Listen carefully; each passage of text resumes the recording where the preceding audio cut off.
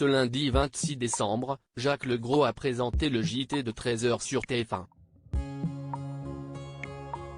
Entre deux sujets, le journaliste a pris le soin de s'excuser après la diffusion d'une mauvaise information à l'antenne. Ces derniers mois, Jacques Legros a beaucoup fait parler de lui.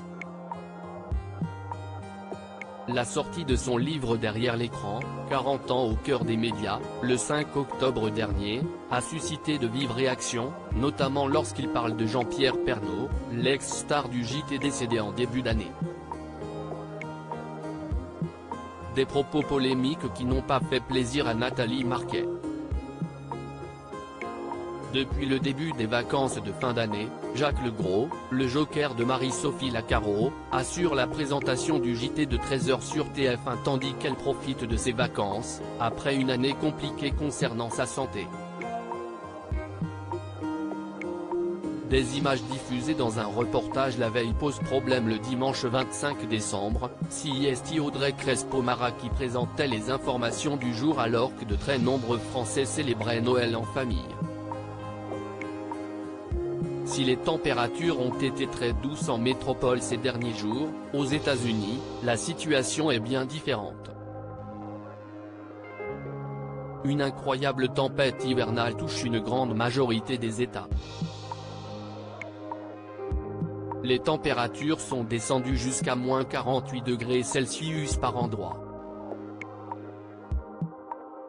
À cause du froid et des très importantes chutes de neige, des millions d'Américains ont eu du mal à se déplacer.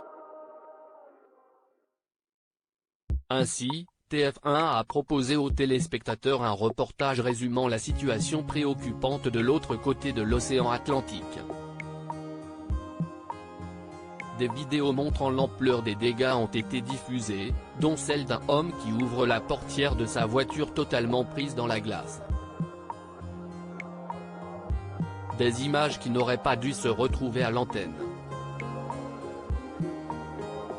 Nous vous prions de bien vouloir nous en excuser. Au lendemain de la diffusion de cette vidéo, Jacques Legros a tenu à faire une mise au point.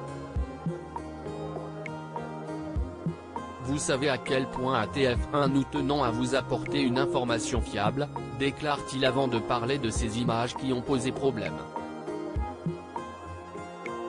Cette image datait de janvier 2022, rectifie-t-il. Gêné par l'erreur commise, il s'excuse au nom de la rédaction. Nous en sommes bien sûr désolés.